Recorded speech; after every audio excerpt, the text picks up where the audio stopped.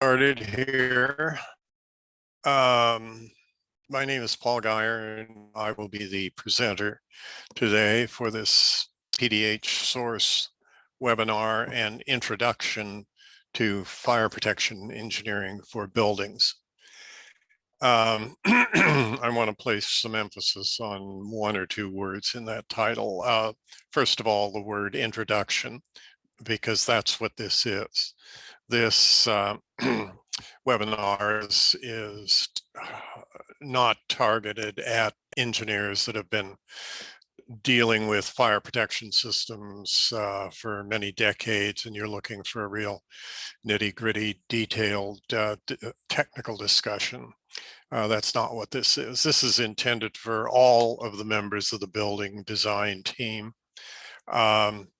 And you undoubtedly know that there are fire protection issues that come up in the design of buildings, but that's about the extent of your involvement so far. That's my assumption with this webinar. So I hope that's what you were looking for when you signed up for this. The other word that let's see. Start. The quiz link will be on the same page under the slides after the webinar. Okay, that's something PDH source put in. And the other word that I would put some emphasis on is buildings, because that's what we're talking about here. There can be a lot of other situations where fire protection engineering is called for, but we're focused on the design of buildings with this. So here we go. What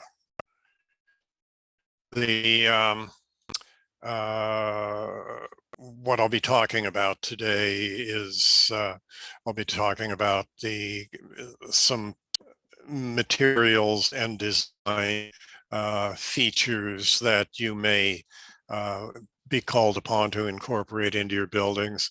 I'll be talking a bit about water supply for fire protection, because this is something that we don't normally think too much about. We just think, well, we'll design a building and we'll hook up to the municipal water supply out in the street, and that'll take care of our need for water for fire protection purposes.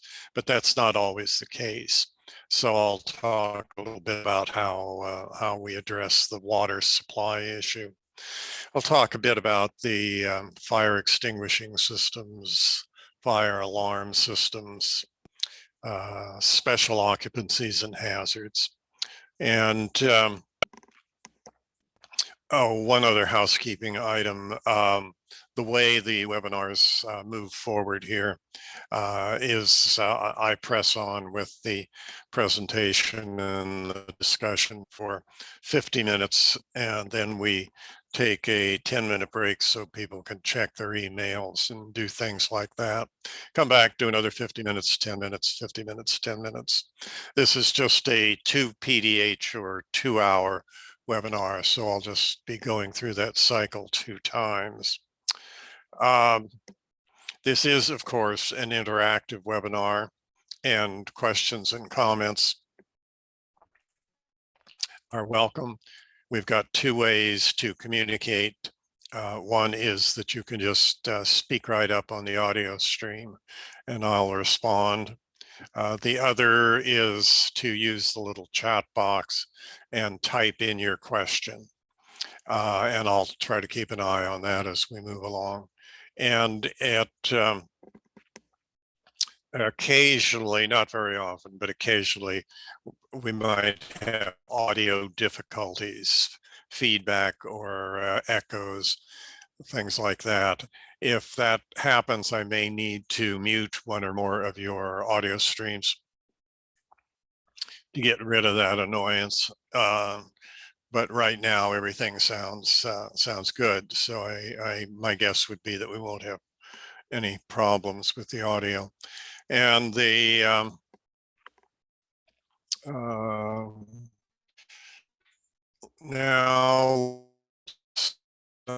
exactly what I wanted to get there on the screen. Stick with me. Okay. My web introduction is a little bit about me and what I've been doing for the last few decades. For 35 years, I was what I characterize as a straight ahead designer, cranking out drawings and specs for the design of buildings and a pretty broad spectrum of infrastructure features. And I got registered in a few different things along the way, including a fire protection engineer. I'm basically a mechanical engineer, though that's my degree in my first registration. So I've been a broadly based designer, not focused just on fire protection for 35 years. Following that experience, I had an opportunity to get involved in something that I had always had kind of an interest in, which was really in the public policy arena rather than the engineering design business. And so for an additional 9 years, I was a principal advisor to the California legislature on infrastructure and capital outlay issues. And occasionally there would be issues having to do with fire and life safety that would come before the legislature. And my role was to provide them with some information and guidance. These are the learning objectives that we'll be shooting for today. The principles of fire protection engineering. We'll talk a bit about how you go about assuring that you have an adequate supply of water for fire protection purposes. Because although you can extinguish fires, of course, different ways, the most widely used way that we come in contact with in building design is using water through automatic fire sprinkler systems designed into the building. And then there is a second way we use water to extinguish a fire, and that's with the fire hoses that the firemen bring when they arrive at the building. We'll learn a little bit about the different types of systems for fire detection, alarm and reporting, and evacuation. And I'll talk a little bit about special hazards and occupancies. What you do for fire protection purposes is essentially a function of what kind of people you've got in your building. What are they doing? Are they doing things that are hazardous, playing with matches, things like that? And then the the different occupancies and the different, pardon me, the different materials that you are going to construct the building out of. Are you going to build it out of wood? Are you going to build it out of concrete, steel, et cetera, et cetera, et cetera? Okay.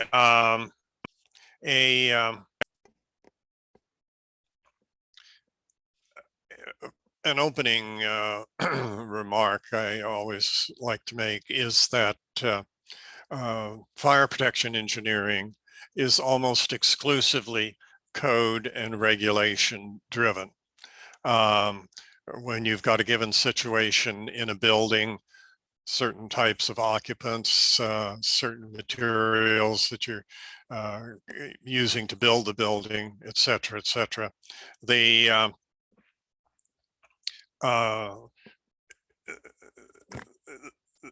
You're almost always going to be referring to a code or a regulation in order to determine what you should do in the given situation. Um, there are industry codes. The big generator of industry codes is the National Fire Protection Association, NFPA. And there are many, many, many different codes that NFPA publishes. The Factory Mutual is also active in that area. And then there are the government driven requirements, your local building codes, and perhaps you have a state building code as well in the state where you are. Uh, the so that's a key point to keep in mind, is you are almost always going to be referring to one of these fire codes to give you guidance in what you're going to be doing. We'll talk about the occupancy hazard classification. In other words, what kind of people are in the building? What are their capabilities? Do they have any handicaps? Are they mobile? And then the what kind of materials are you building the building out of? These are some of the items that we'll touch on in talking about building materials and design. And we'll talk about water supply.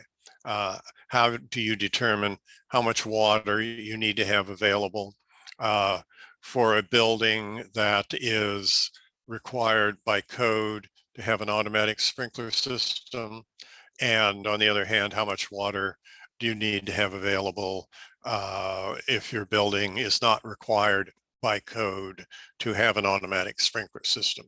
So if it does not have an automatic sprinkler system, then what you are relying on is the fire department, and you have to design in certain features that will allow the firefighters to do their job.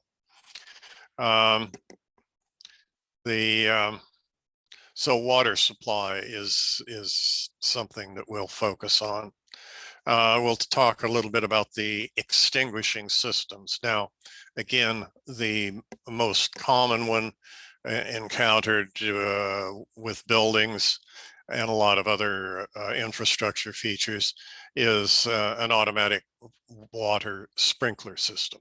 But there are other ways to put out a fire. There are foam systems, aqueous film forming foams, A3F systems. These are systems that are used where the threat is of fires, typically from flammable fluids like gasoline and fuel and oil and this sort of thing. These A3F systems are commonly the extinguishing system of choice for, as an example, aircraft hangars. Standpipes, this is a pipe that you have in a multi-story building. It's running vertically, typically up the stairwell, and it's provides the water for the firefighters to use to put out the fire in a multi-story building. So dry chemical systems are used on certain types of fires. They're common in cooking areas, kitchens, where you have open flames, and you have grease, which is flammable, and water does not extinguish those kinds of fires because the grease is lighter than the water and floats on top and just keeps burning.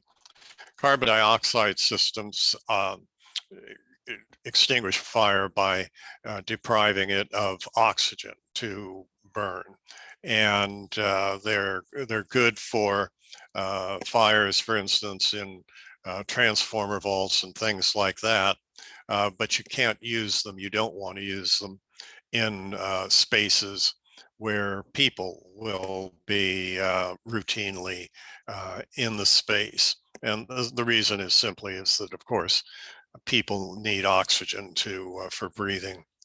Another category of extinguishing systems that were originally developed were called Halon 1301.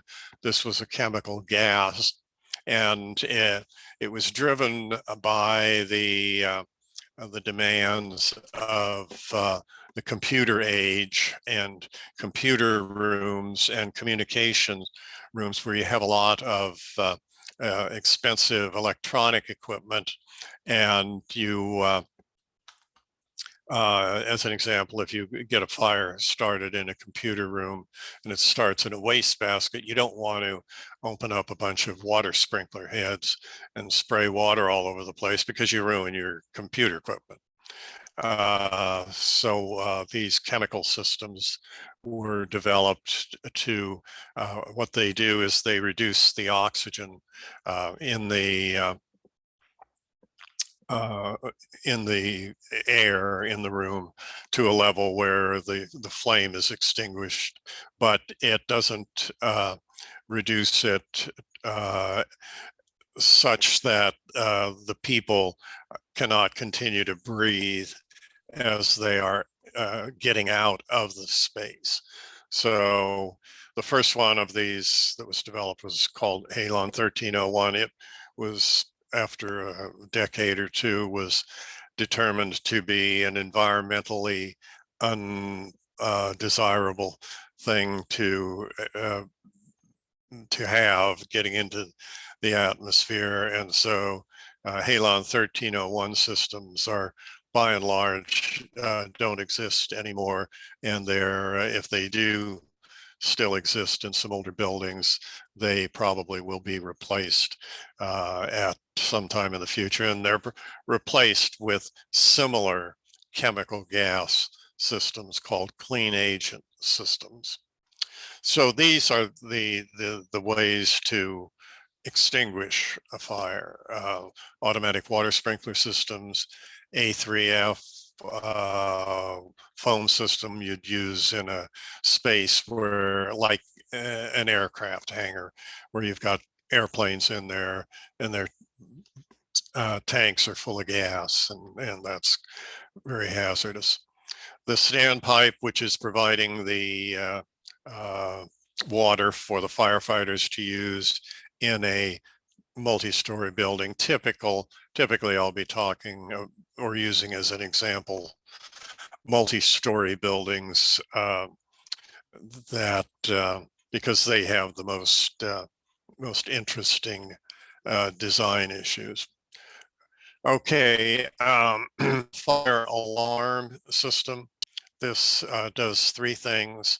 It detects a fire, it reports a fire, typically to the fire department's fire station a couple blocks away or whatever.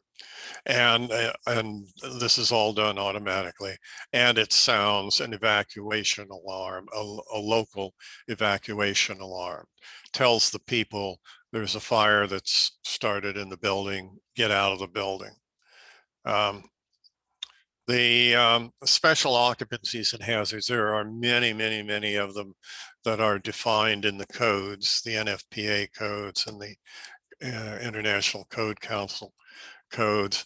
The ones that you're most likely to encounter in routine building design activities are food preparation areas, kitchens, that sort of thing.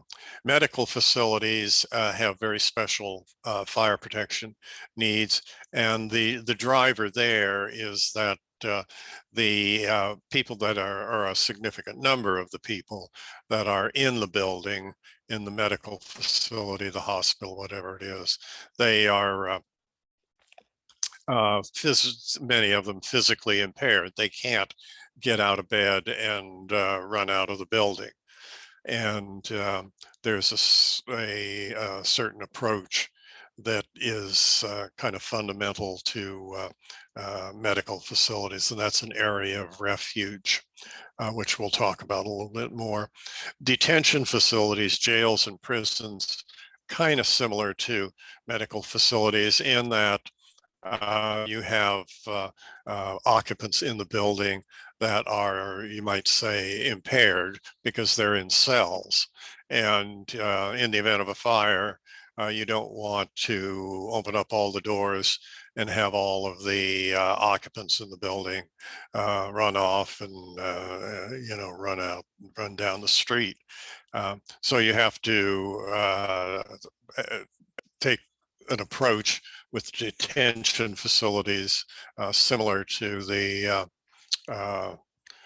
those in medical facilities. The electronic and telecommunication field facilities, the issue there is that you don't want to ruin your very expensive computer and electronic equipment and lose all the data that you've got on them. And then high-rise buildings present rather unique fire protection challenges. Basically, the big challenge is getting the people out of the building. So another background point to keep in mind, well, it's actually the one that I already touched on earlier, that fire protection engineering is almost exclusively driven by codes and regulations, NFPA codes, International Code Council codes, and local fire regulations.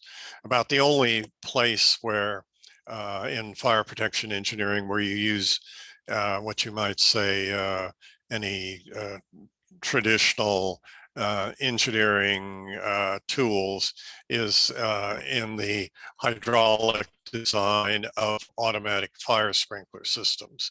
And I'll describe an approach that is fairly straightforward and has been used for decades and seems to work well. Also, again, on the issue of fire safety, fire protection being highly regulated by the department.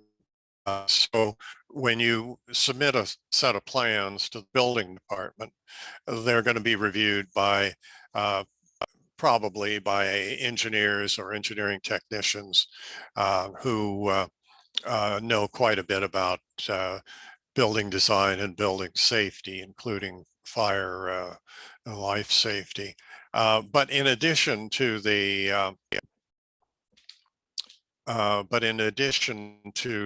building department, your plans are going to be reviewed by the local fire department.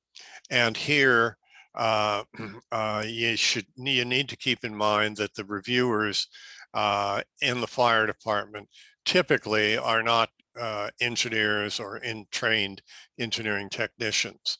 They're firefighters typically that have had a bit of training in plan checking, but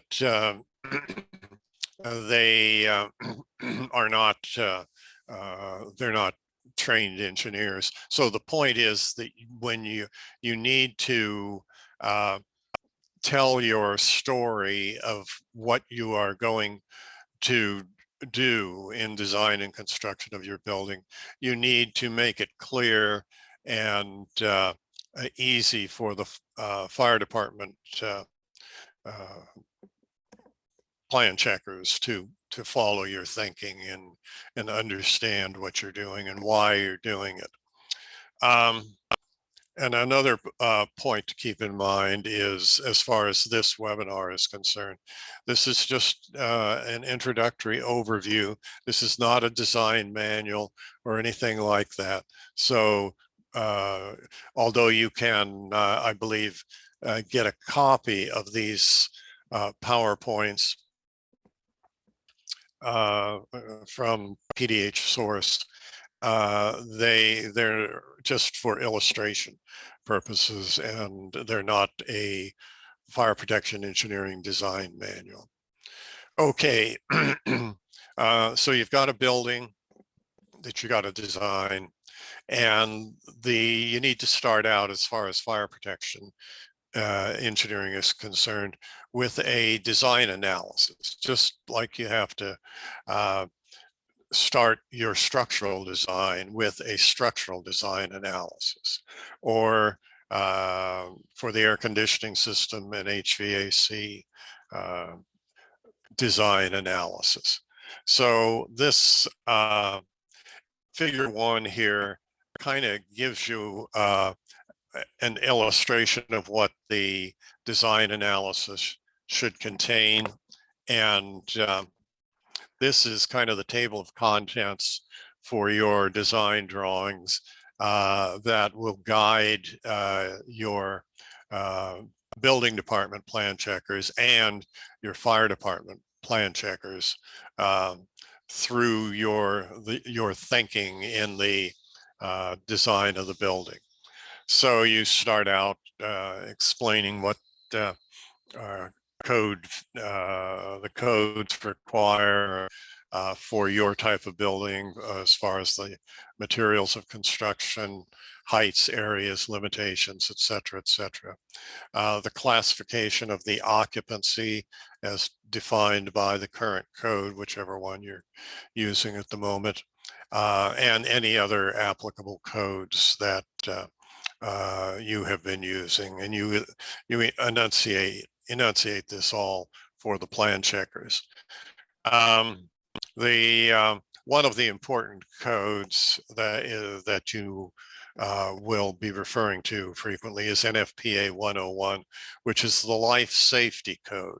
And you've probably got a fire code and a life safety code, and the distinction between the two of them is basically that NFPA 101, the life safety code, is concerned with getting people out of the building safely. Um, so that's a point to keep in mind. Analysis of the automatic sprinkler systems, in other words, your approach to sizing the water pipes that distribute the water in the sprinkler system around the building. The other items here, water supply, how did you determine the quantity of water that you need for your building? Smoke control methods, that relates significantly to the HVAC system. So this is just a kind of a table of contents for your design analysis. Okay, now the occupancy and hazard classification system. What kind of people are in your building? What are they doing in your building? What are you constructing the building out of? And the codes classify the buildings in accordance with these criteria. And the codes change the nomenclature every time they come out with a new building code. But basically, they are aligned from the least hazardous occupancies and construction materials to the more hazardous types. And some of the terminology that's used is what you see here: light hazard occupancies, ordinary hazard group 1, ordinary hazard group 2, and then special occupancies. Now, and that's the nomenclature that is used in this discussion here. So you start out with the least hazardous occupancy, and this typically is called light hazard occupancies, and that's going to consist of things like run-of-the-mill offices, churches and similar gathering places, gymnasiums, uh, educational facilities, child development facilities. Then moving up the ladder to the more hazardous occupancies. Ordinary hazard group 1 would be things like kitchens, bakeries, sheet metal shops, laundries, parking garages, theaters. In other words, you've got some flammable materials in these types of buildings. And in the kitchens, it might be grease. Metal shops, it might be what some welding is going on. And and then of course, parking garages. You've got cars with all of that fuel in there. Theaters and auditoriums present a particular challenge and that is in the area of getting people out of the building safely, because you've got a high density of occupants in a theater or an auditorium, and a fire breaks out and everybody runs for the exits, and it gets jammed up and people can't get out. The origin of the National Fire Association, NFPA, was actually back in, I believe it was in the early part of the 20th century. It might even have been the latter part of the 19th century, but there was a fire in a nightclub in Massachusetts, and there were a lot of people in the building, and there were basically no fire codes back at that time. And with the large number of people, they all started to run for the exits, got jammed up, and there were a lot of deaths that resulted. And as a result of that incident, that was kind of the impetus for the formation of NFPA, the National Fire Protection Association. And it was kind of the insurance industry rather than the engineering industry that took the initiative to form that organization. Okay, so ordinary hazard group 1, a little more hazardous because you've got flammable stuff in these spaces, or you've got occupancy issues such as in a theater or an auditorium. Moving up the ladder again to the next level, ordinary hazard group 2, some examples of buildings that would fall in here are things like department stores, supermarkets, electrical maintenance shops, laboratories, switchgear rooms. Now, you might look at that, and particularly at department stores and supermarkets, and wonder, well, what's so hazardous about a department store or a supermarket? Well, it's because there's so much fuel in those occupancies, stuff that burns, clothing on department store racks, all of that packaging material for the whatever's being sold in the supermarkets. That's a lot of flammable material, a lot of fuel. So that's really the reason that department stores and supermarkets are in this pretty hazardous category. And then at the top of the hazard list are special occupancies that are particularly hazardous. So now let's look in a broad brushed way at building materials and designs.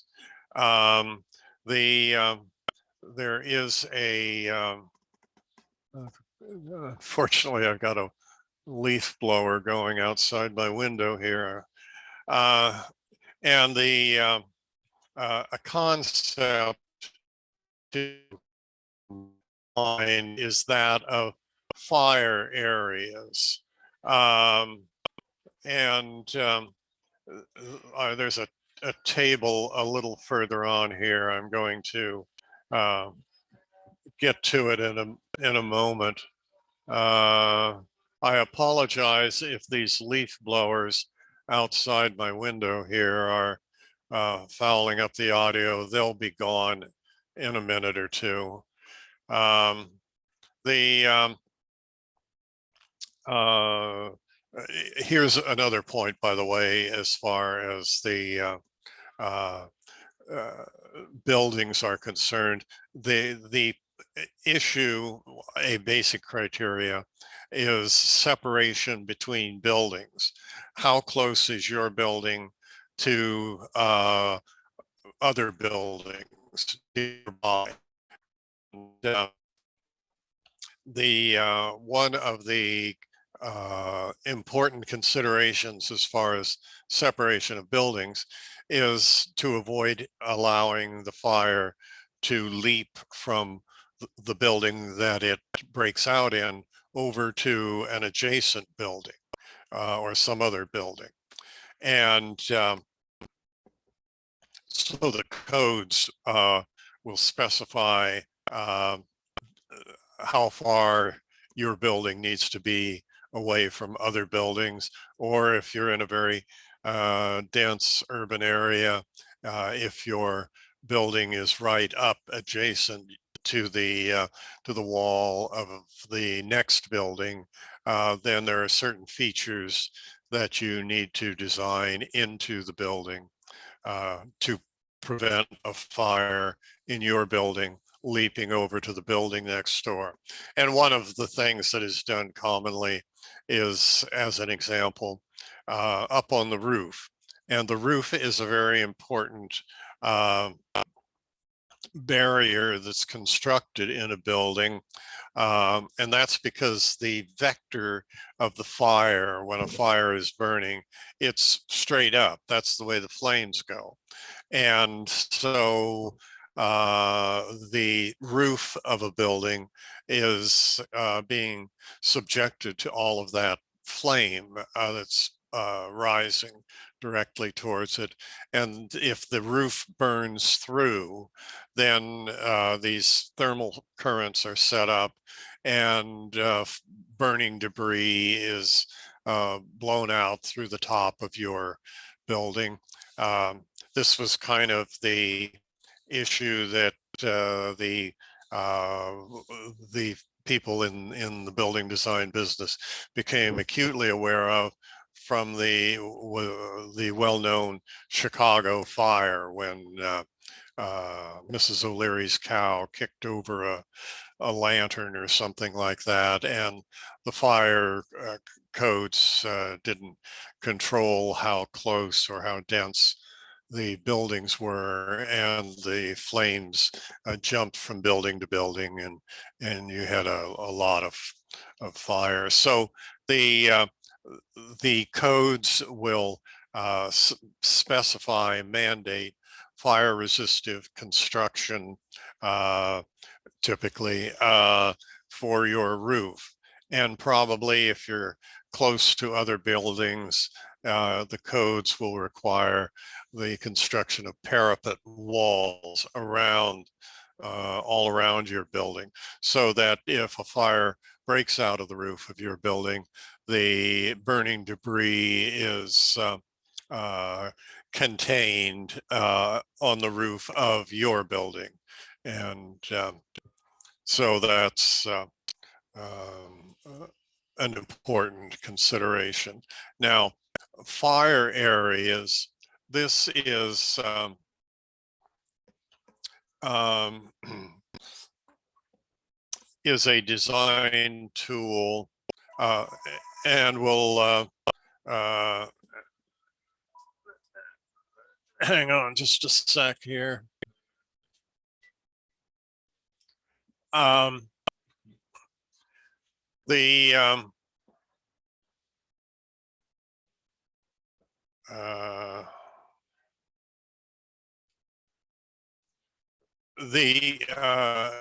The way the considerations in a building design is that you want the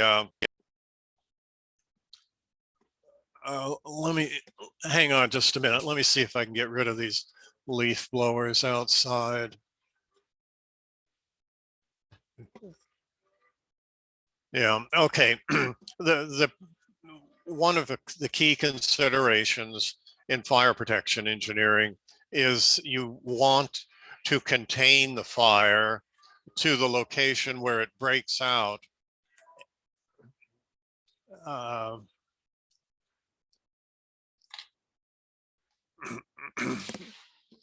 hang on a second.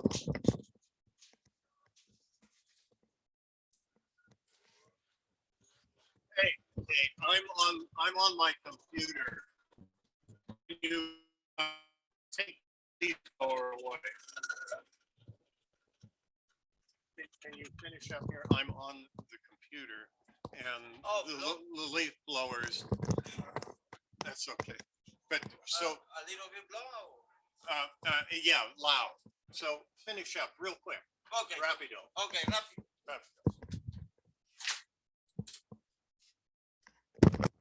Brother.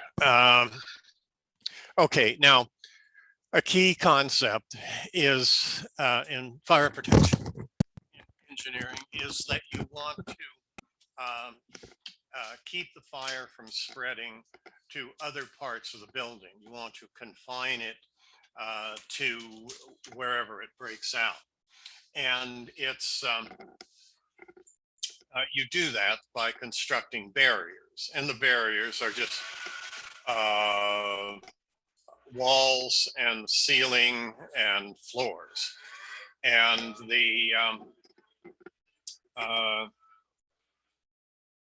the codes will specify that for the particular spaces that you're dealing with, that the barriers typically must have a certain fire resistive construction. And it depends on the occupancy of the building.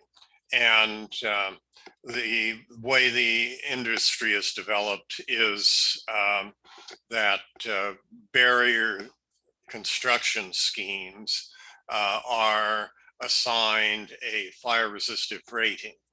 1 hour fire resistive, 2 hour fire resistive, 4 hour fire, 4 hour fire resistive.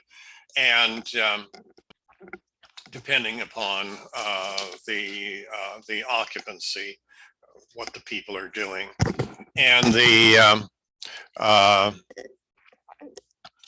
so for example, the 2x4s at 16 on center with 5/8 gyp board each side has such and such rating. And how do you determine what this rating is? 1 hour, 2 hour, 4 hour?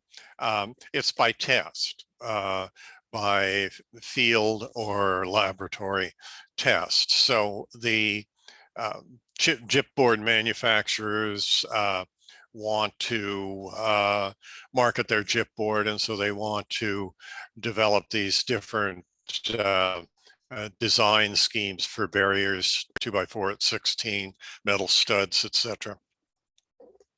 And so they go to an independent laboratory, testing laboratory, typically underwriters laboratories or sometimes factory mutual.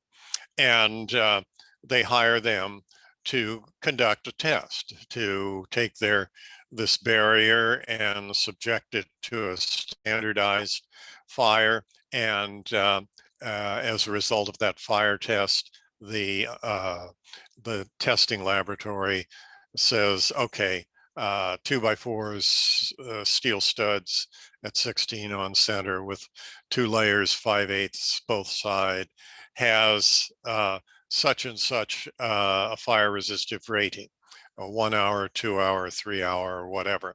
So these fire resistive ratings are all determined by test. It's not any theoretical calculation that you can do. And So the also with barriers, walls, ceilings, floors, if the code requires that the barrier between, say, a corridor and an office space be of 2-hour fire resistive construction, everything in that wall needs to be of fire resistive construction, including doors and windows and so on and so forth. And as a result, as the industry has developed, the manufacturers of doors and window assemblies have taken their products to, as an example, underwriters laboratories and had them tested for their fire resistive performance. And then that's why you can now go out and buy a door that has a 1-hour fire resistive rating. And if your barrier needs to have a 1-hour fire resistive construction, then the door needs to be similarly fire resistive. Same thing with window assemblies. Another point that is sometimes not uh, evident initially is the air conditioning system. And if the air conditioning ducts, the industry has learned, the engineering industry, if you will, that the biggest hazard really in fire in buildings is not so much the flames as smoke. And the air conditioning system uh, rather efficiently moves smoke from the place in the building where the fire broke out to other spaces in the building, and that jeopardizes more people. So we've learned that, as an example, with if they pass through a barrier, a wall that is required to be of a certain fire resistive construction, 2-hour, whatever, that you need to put an automatic fire damper in that air conditioning duct. So in the event of a fire, a fusible melts, or perhaps it's an electronic type of a release mechanism, and the fire damper drops down by gravity and prevents smoke from moving through the air conditioning duct from the room where the fire broke out to other rooms in the building. Another thing that as far as air conditioning systems has been concerned, where there has been concern, is we've learned that you need to turn off the primary air moving fan in the air conditioning system. Because that primary air moving fan is pushing the smoke around the building through the air conditioning ducts. So that automatically. In more sophisticated designs that are being done these days, through a configuration, a ductwork configuration, and appropriate automatic fire dampers, perhaps the primary air moving fan is turned off, and perhaps a secondary air moving fan it blows the air. The controls on the dampers reconfigure the ductwork system so that with this supplemental fire event fan, you can suck the air out of the room and exhaust outside of the building. That's kind of a target that you shoot for when you're designing the HVAC system on a lot of buildings. Okay, let's the means of egress. Now, this is getting people out of the building in the event of a fire. And this is kind of where the Life Safety Code, NFPA 101, is most important. And here you're relying typically on the alarm system, the evacuation alarm, and guidance for the occupants to get out of the building fast. And these are the exit this way signs buildings. And in the event of a fire, a local evacuation alarm is sounded. The people need to get out of the building, but some of them may not be familiar with the building. And so you have to have this signage. And this is all dictated by NFPA 101 and local safety codes. And these egress guides need to be functional at night as well as during the day. So they have to be illuminated. And also they have to take into consideration the fact that some of the occupants of the building may be impaired in some way, blind people, people that are deaf, this sort of thing. So you, in addition to having appropriate evacuation signage, you need to have an evacuation system that will sound an audible cue so a blind person can follow the sign, the sound, or a deaf person might couldn't hear fire, have strobe light as an example. So there's a visual cue that tells the blind person get out of the building and follow the egress signs. Let's see. We're here where we need to take our first break. So I'm going to take a break now and come back in 10 minutes at a couple minutes after the hour. And we'll pick up here. So I'll see you all in 10 minutes.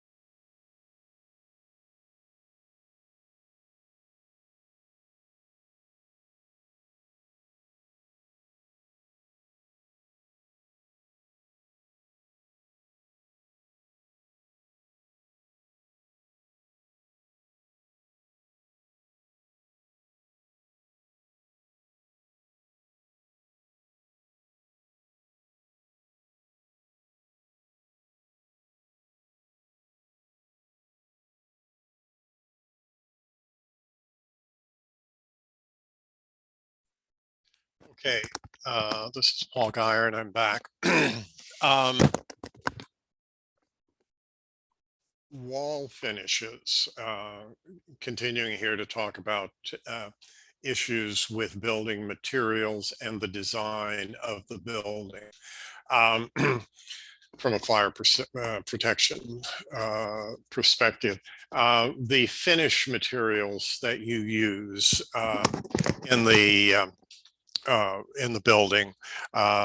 It You need to keep in mind that particularly in occupancies where there are impaired occupants like hospitals, prisons, that sort of thing, that it's very important to use finished materials on the walls, ceilings, and the floors that are not flammable or basically not flammable, and that do not generate smoke. And they the suppliers, the manufacturers of the wall finish materials or the floor or whatever, they have developed a flame spread rating system and a smoke developed rating system. And it's a numerical system, and that so when you specify the wall finishes and the floors and so on and so forth, you'll specify them to have a flame spread rating not higher than 75 and a smoked developed rating not higher than 150. And that's when tested in accordance with a standardized test that is incorporated into the many ASTM publications and the NFPA publications. So interior finishes, low flame spread rating and low smoke development rating are important. The roof coverings, as I indicated earlier, the roof is a very important barrier to the spread of fire in a building, and it's spreading from your building to adjacent buildings. And the rating systems have been developed by Underwriters Laboratories for materials used in the roofing, and they have three categories, A, B, and C, and the codes will mandate typically that your building in your location have a roof covering material with an A, B, or C roof covering rating. And that's, again, these ratings are determined by tests by Underwriters Laboratories or similar organization actually testing the roof construction scheme. Same with the roof deck structure. And shifting to another category here, roof and fire department access. And this is this stuff that the fire department plan checkers are going to be looking at very carefully when you submit your plans, because it's fundamental that the fire department needs to get access to your building rapidly in the event of a fire. And so in the typical picture here, let's visualize, say, a multi-story building, about 10 stories or something like that, and that it's in an urban environment where you have a municipal water system out in the street. And the fire department, as example, per truck, up close to the building. Then they string a hose from the pumper truck back to a fire hydrant in the street. And then they string a hose from the outlet of the pump, typically into the stairwell where the standpipe is located. And then they climb the stairs uh, the where the fire is. And the pumper truck is there to increase the pressure of the water so that it can reach the top of the building. Because if city municipal water arrives at your building at around 50 psi, but that'll only get the water up to about the 10th floor of a building. If your building's bigger than that, you need to have the pressure increased by a fire department pumper truck to get the water up to the higher floors and to the roof.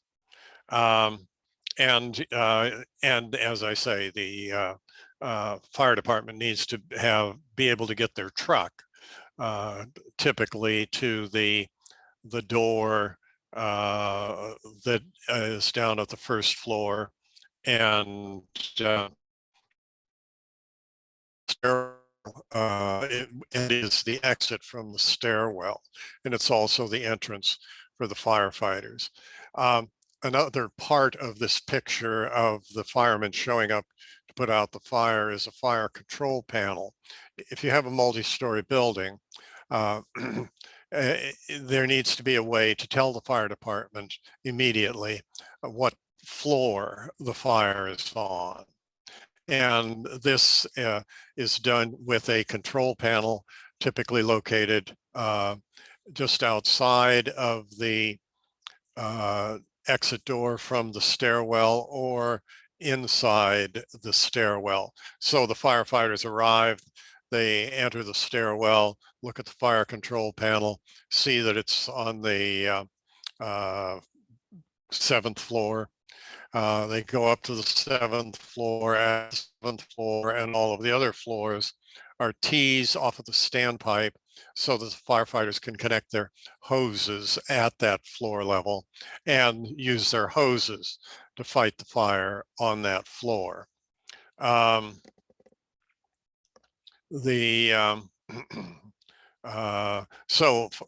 department access is what the fire department plan checkers are going to be looking very closely at. And the same also goes for other emergency vehicles like ambulances and things like that. And ladder trucks for firefighters, should they be needed. Okay, now the air handling system. I touched on the important consideration with the air handling system, that is the ductwork.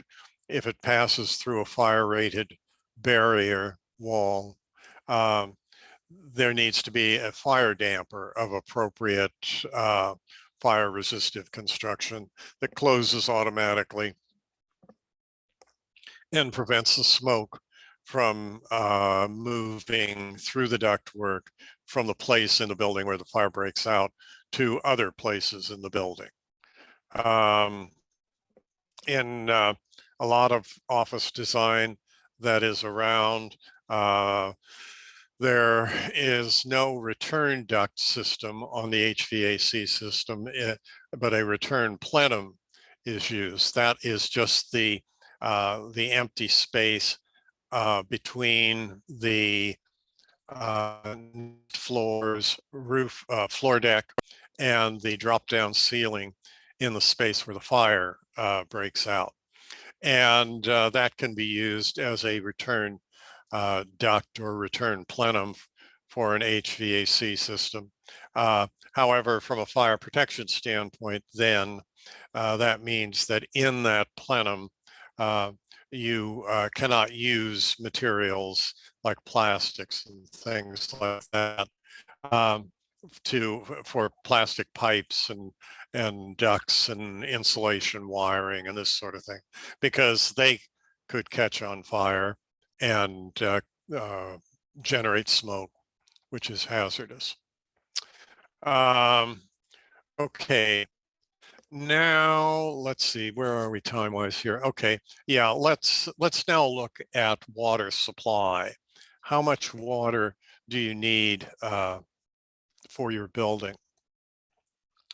And again, this is not something we think about because we think we'll just hook up to the water main out in the street. But you need to calculate the amount of water you need for fire protection purposes for your building, and or perhaps your water utility engineers will do that calculation as part of the work that they do. But in any event, somebody needs to calculate the amount of water, the quantity of water that is needed for fire protection purposes for your building. And this requirement for water supply falls into two categories: that which is required for a building with an automatic sprinkler system, and which will also have provisions for firefighters to have water to fight the fire. And then for the smaller buildings like residential buildings, the codes will not require a automatic fire sprinkler system, but you still need water to be available for the firefighters when they arrive. Now,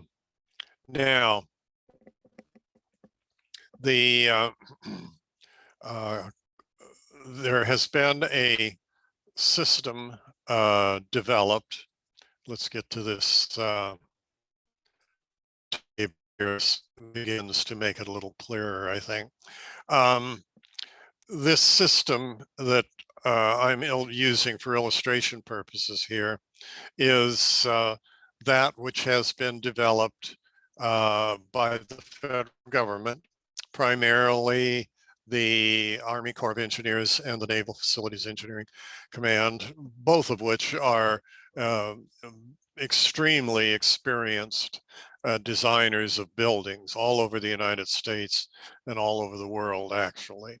And this is the system that they have developed to estimate the quantity of water that they need to have for fire protection purposes. So first of all, for a building that has automatic fire sprinklers in it, the occupancy hazard category is, as shown in this illustration, in the column on the left, ranging from the light hazard occupancies down to the highest hazard occupancies, which in this example are called the extra hazard group 2. So for the automatic sprinkler system, you have specified in columns 2 and 3 design density and design area. The design density is the gallons per minute per square foot of water that you need to be able to put on a fire. And so, for example, in an ordinary hazard group 2 occupancy, the design density is 0.2. Hang on just a minute. The is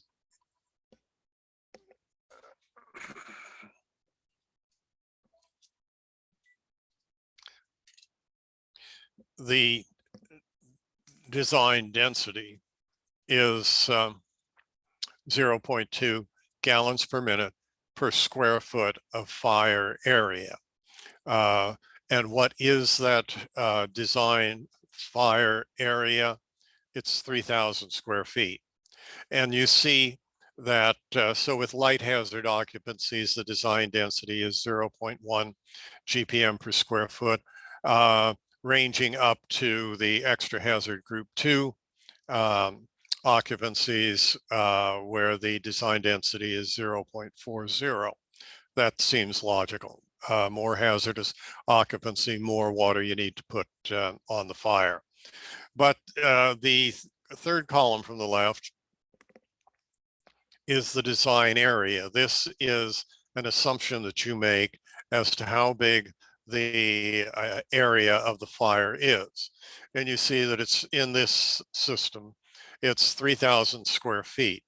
It's 3,000 square feet for light hazard, and every other hazard category up to the most hazardous group 2, which is only 3,000 square feet. And this seems a little counterintuitive. You would think that with the more hazardous occupancies, the design area that you would be assuming would be greater than for the light hazard occupancies. But that's not the thinking that has been developed in this system, and it's a good logical system, because the thinking goes that if you put the required design density of water on the fire, doing that prevent the fire from spreading beyond the design area of 3,000 square feet. Therefore, the design fire area is 3,000 square feet for all of the hazard occupancies. So you ordinary hazard group 1, 0.1 GPM per square foot, pardon me, 0.15 GPM per square foot times 3,000 square foot fire area. That's 450 gallons per minute. And you can go through and do the calculation for all of the other occupancy classifications. So that's the GPM, the gallons per minute of water that you need to have. The hose stream, the standpipe that the firefighters connect their fire hoses to when they arrive at the building. The required GPM for light hazard is 250 on up to extra hazard group 2, which is 750. So the for the light hazard, the water required for flow rate required for the automatic sprinkler system is 0.1 times 3,000 or 300 GPM. The requirement for the hose stream allowance is 250 GPM. So that's a total of 550 GPM. And for what period of time does that flow rate need to be available? The duration ranging from 60 minutes for the less hazardous occupancies on up to 120 minutes for the more hazardous occupancies. So for the light hazard occupancy, you need 550 gallons per minute for 60 minutes, and that is 33,000 gallons. So that's the quantity of water that you need to have available for fire protection purposes. And it you may be able to get that from the municipal water utilities pipe out in the street, but maybe you won't be able to get that quantity of water. This is a calculation, a decision that the water utility makes, that yes, we can provide that quantity of water for your building for fire protection purposes, or we cannot provide that quantity of water for your building for fire protection purposes. And if the utility cannot provide that quantity of water, then you have to, and a location in a typical urban environment where you might see examples of this is like in industrial warehouse developments, where you have a lot of warehouses. And as you drive around, if you look closely, you may see next to some of the warehouses a big tank. It may be architecturally in some way concealed or incorporated into the design of the building, but it's there and it's holding water for fire protection purposes. And so this is a system that has been developed by the federal government, primarily by the Army Corps of Engineers and the Naval Facilities Engineering Command, to determine the quantity of water they need for their buildings for fire protection purposes. And it's well proven. It's been used for many years. So this is for those buildings where the code requires both a fire sprinkler system and hose stream allowance, that is the water for the firefighters to use. For the smaller type buildings, ones that for whatever reason the code doesn't require automatic sprinklers in, and you concur in that as the building designer. So how do you calculate the demand for unsprinklered facilities?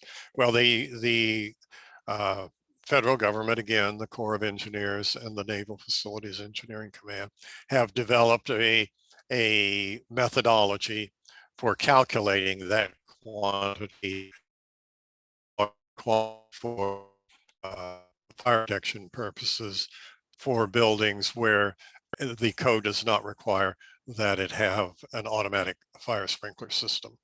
And this is a simple point system that has been developed, and it takes into consideration the occupancy classification. What kind of people are in the building? What's the building made out of? Second factor considered is the response time by the fire department, because you're depending on the fire department to get there and put your fire out. So hopefully you have a fire station nearby. Third factor taken into consideration in this approach is the type of construction. You're going to build it out of wood, brick, steel, metal, concrete, whatever. Fourth factor, number of stories in the building. The separation distance between your building and the nearby buildings. The building floor area and the firefighting access, firefighting vehicles. And here is this rather simplistic, but it's to be practicable and workable over a long period of time. The first factor taken into consideration is the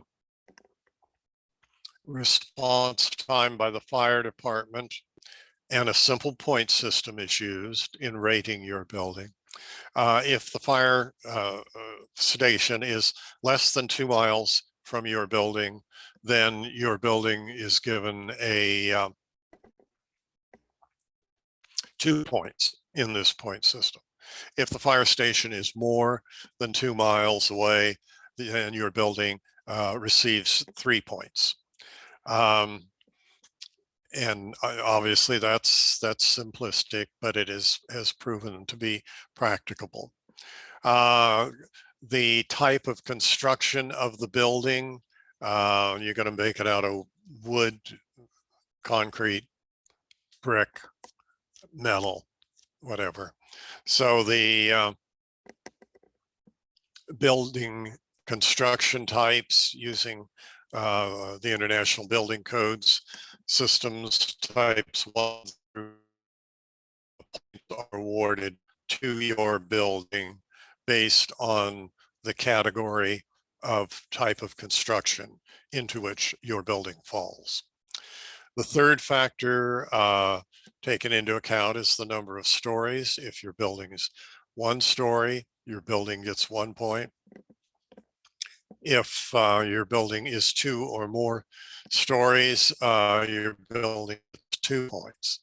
And this is, again, it's a little counterintuitive. You would think that a 20-story building would need to have more points, but that is not the way this system has been developed and utilized and proven effective. So 1-story building, your building gets 1 point. 2 or more stories, your building gets 2 points. The building floor area, 7,500 square feet or less, your building gets 1 point. 7,501 to 100 to 15,000, 2 points.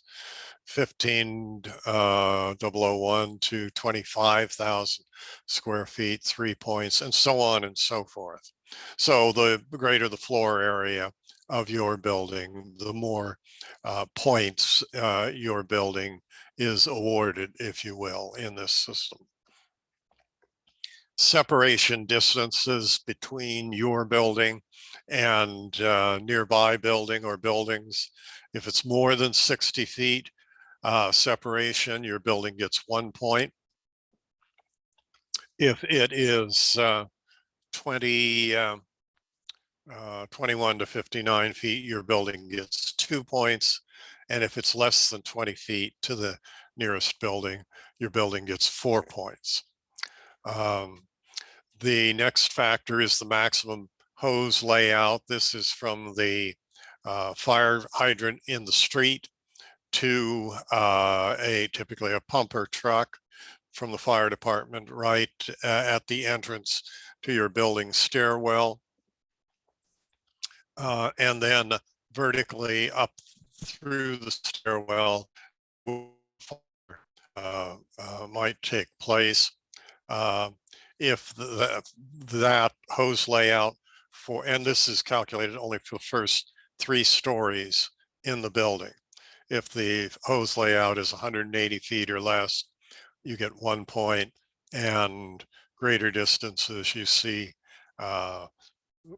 there, 181 to 230, 2 points, more than 230 feet, 4 points. So you're awarding your building points in this system. And then for your guidance on the quantity of water required for fire protection purposes, you would turn to this figure 3 here.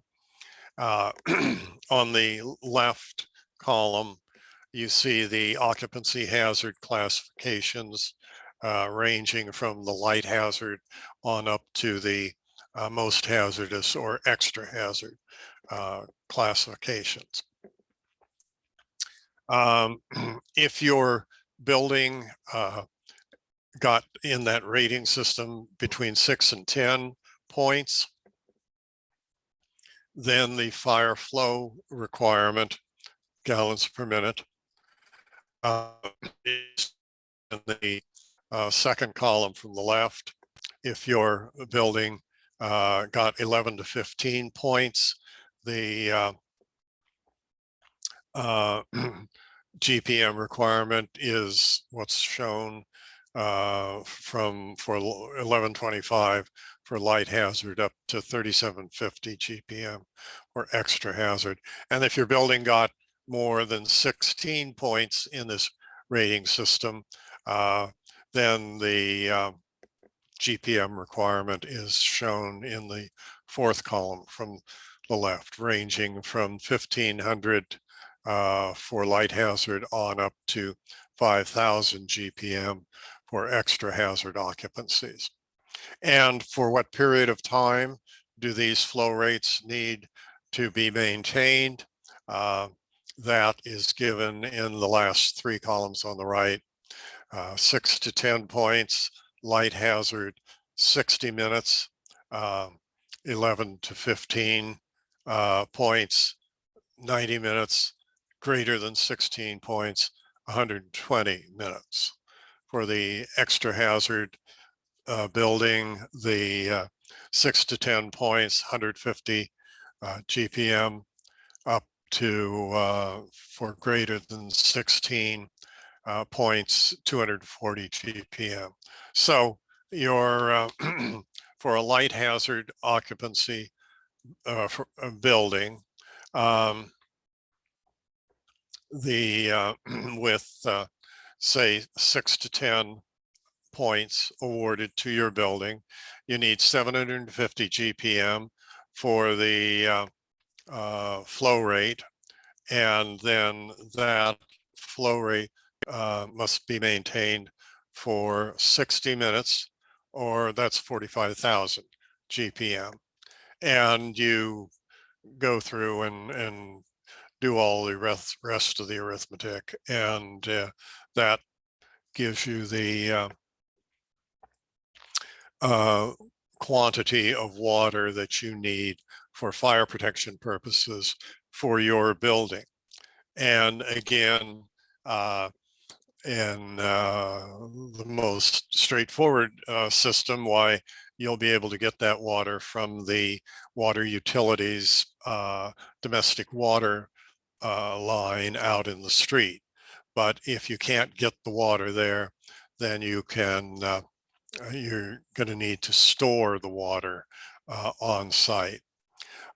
Kind of a point too that you can kind of keep in mind with a remote building, woods or something like that, where there is no water utility.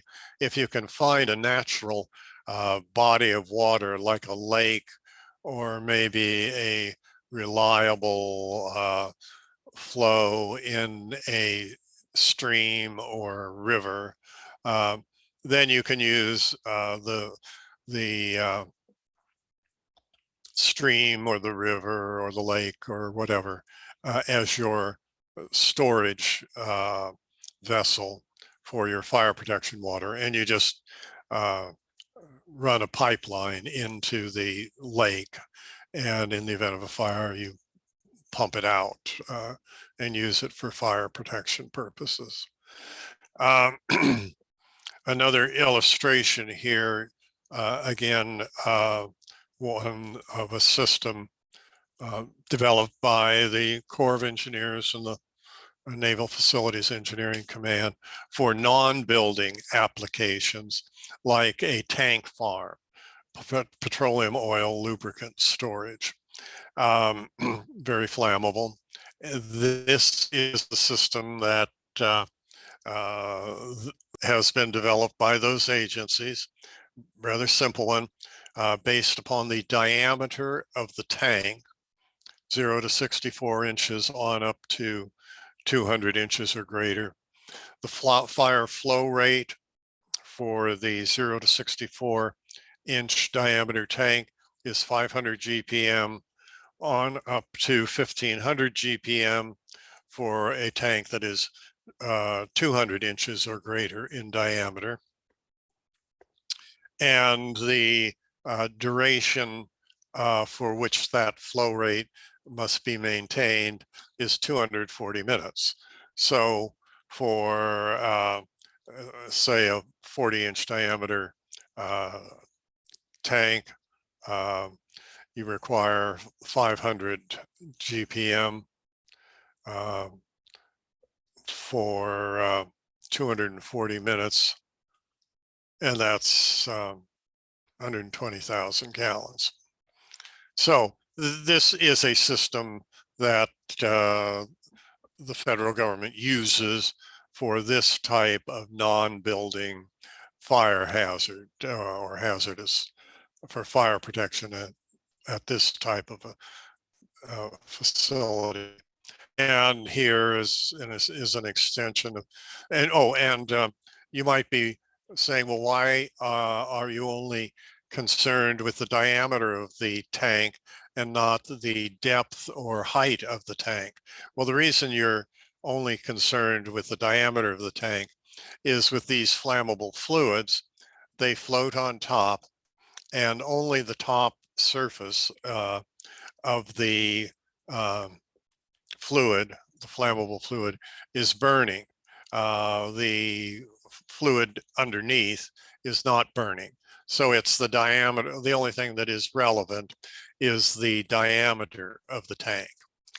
And then here is an extension of that same system that the federal government uses for multiple tank installations for a single tank with less than 30 gallons capacity.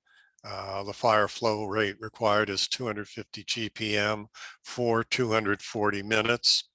For 7 or more tanks, each tank less than 30,000 gallons capacity, the fire flow rate required is 1,000 GPM for 240 minutes. Simple system, but well proven in practice. Okay, let me see how much time we've got left here. I'm going to press on through these slides, and you can review these at your leisure. Like I say, I'm pretty sure you can get a copy of these slides from PDH source, and you can review them when you have time, you might say. Okay, here's these slides are discussing the water distribution system, the pipes out in the street. Okay, now moving to the fire extinguishing systems. How do you put out a fire? Automatic sprinkler system. If you've got an aircraft hangar, you'd probably be using an A3F system. In a multi-story building, you'll have a standpipe running vertically up the stairwell. Chemical systems you'd be using in places where perhaps where open flame and grease are present, like a kitchen. Carbon dioxide systems. Let's see now. Why did uh, hmm, that's strange. Okay, my slides got confused. Okay, the fire extinguishing systems. Now, the most common fire suppression system, of course, is the automatic water sprinkler system. And back in the early days, why the fire codes had tables that told you that a building of such and such square footage required this this type of this size of piping or that size. Now, hydraulic calculations are by and large required by the plan checking agencies uh, to support your design, the size of the pipes in your fire sprinkler system. The way that has been developed, and it's pretty straightforward, is that you lay out your fire sprinkler and where the pipes are going to run around the building. And then but you haven't got the sizes for those pipes yet.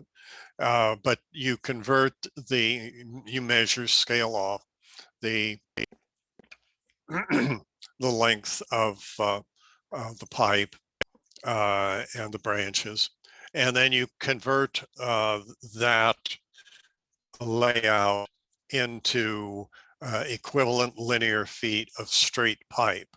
Uh, and so you use a table like this, where, for example, for every elbow in the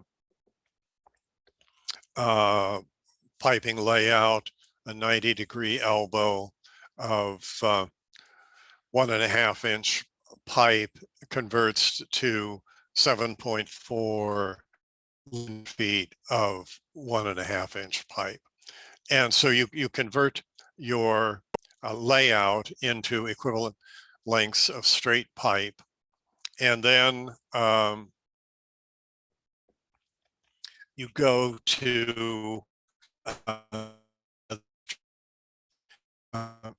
table like this, frequently found in the plumbing codes, where you are plotting the pressure drop per 100 feet of PSI in PSI against flow rate. So you know the design density. You design the piping system for the most hydraulically remote place in the building, and most hydraulically remote sprinkler head.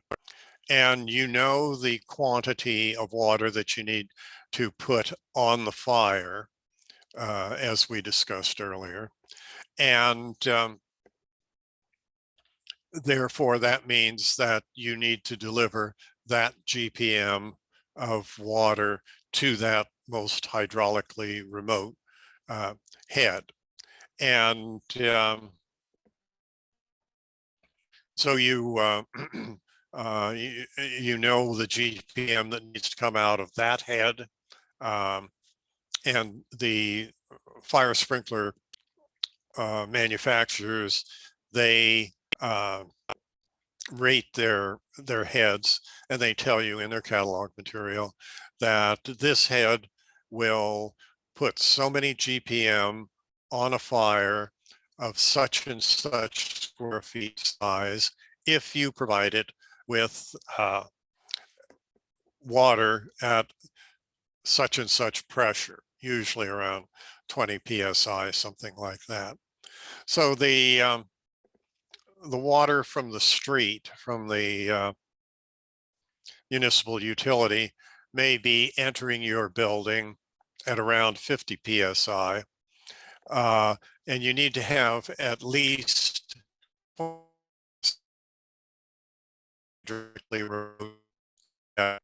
therefore you can afford to lose 30 psi in moving that water from where it enters the building to where it gets to that last head. And here on this table, you see the water flow rate, the pressure drop per 100 feet of various size pipes from 3/8 inch diameter up to 8 inch, and the flow rate that you get. So as an example, a 3-inch pipe at will with 100 GPM flow, the pressure drop per 100 feet is 1 PSI per 100 feet. So you use this table to calculate the head loss in your piping system. And when you've done the calculation, you may see that, well, I've got too much pressure drop in my piping system, so I need to increase the size of one or more of my pipes from 1.5 inch to 2 inch or whatever. And that's how you size or design the piping system for the fire sprinkler system. Generally speaking, most run-of-the-mill, not extraordinarily to buildings, etc. You're probably going to have start out with a 2-inch pipe where the water enters the building, and then and you have such and such flow rate in that pipe. Some of that flow is taken out at branches as you move along and then so that reduces the total flow, and so you can reduce the pipe size from 2 inch to 1.5, and then 1.5 to 1, and then 1 to 3/4, and that 3/4 pipe is probably going to be the one that's serving your most hydraulically remote head in the building. Okay. A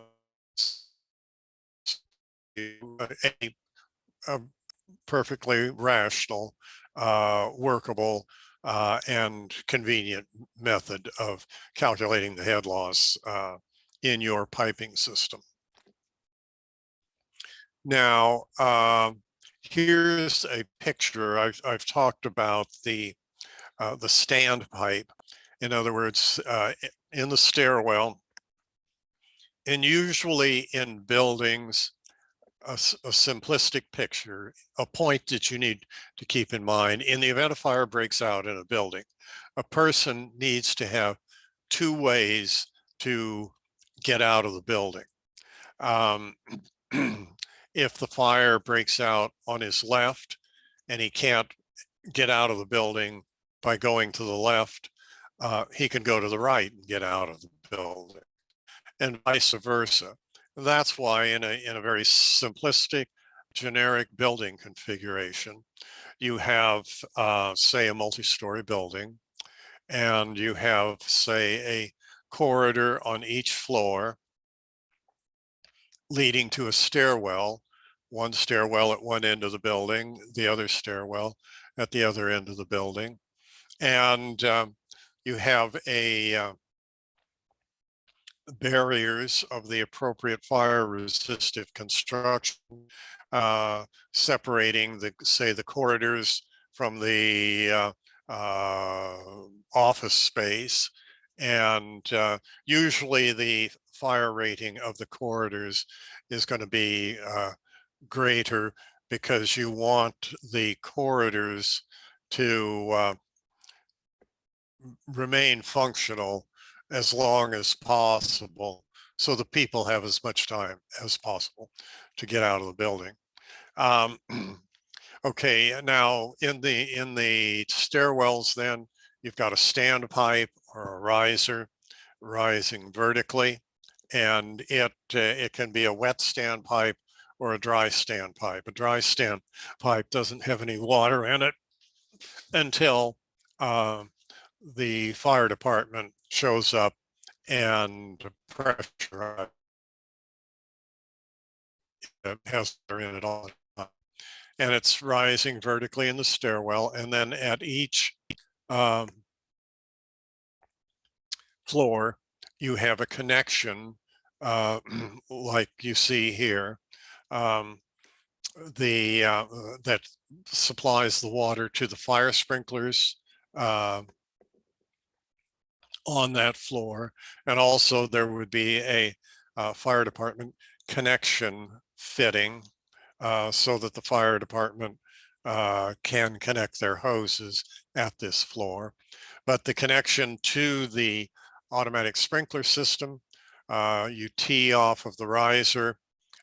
You put in an indicating check valve, pardon me, not check valve, a gate valve, and that an indicating means and tell that the valve is open or closed. And that's so that maintenance people, as they're going around the building, they can glance over and confirm that the fire sprinkler system on this floor is ready for action because the uh, gate valve is in the open position. You have a check valve to prevent the reversal of flow in the T. You have a pressure gauge, which the maintenance people can look at and see that uh, the sprinkler system is pressurized. You see a water flow switch there. This senses that the water is flowing, moving in the pipe. And this is the key sensor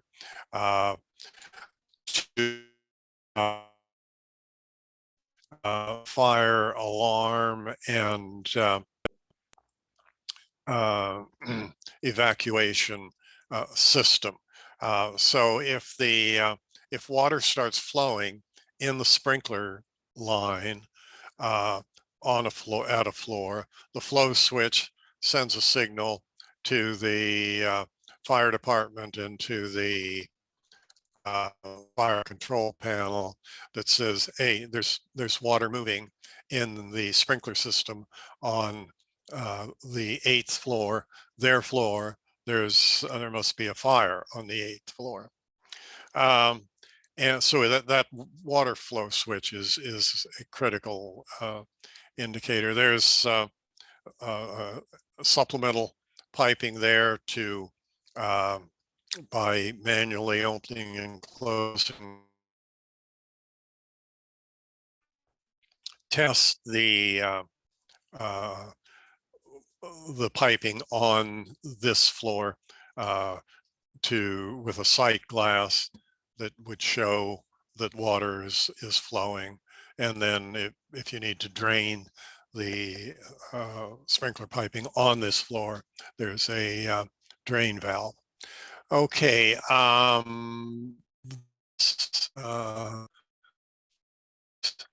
we're out of our available time, so I'm not going to be able to uh, go into these other extinguishing methods, the A3F, the dry chemical, halon, CO2, so on and so forth.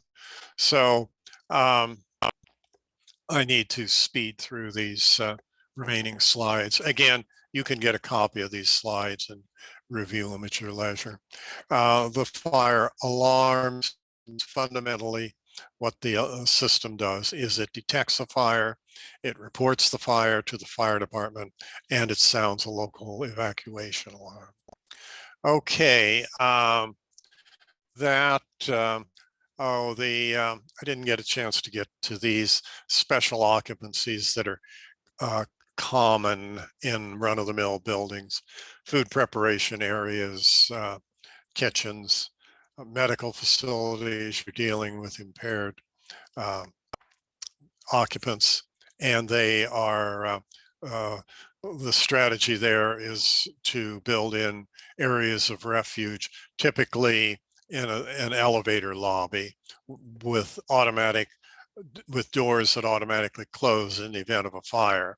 And so the staff, the nurses and the doctors can move the patients to this area of refuge or this elevator lobby. These fire resistive doors automatically close, and the people can remain there until the fire is put out. Detention facilities, similar approach. Okay, that's all the time we've got. To go through these. I made a point of how many fire protection engineering is code driven, and this is just showing you the multitude of codes that NFPA and others produce in this area. Okay, that brings us to the end of our time. I hope that this was about what you were looking for when you signed up for it. And now I'm just going to close things out. Let's see the Q&A.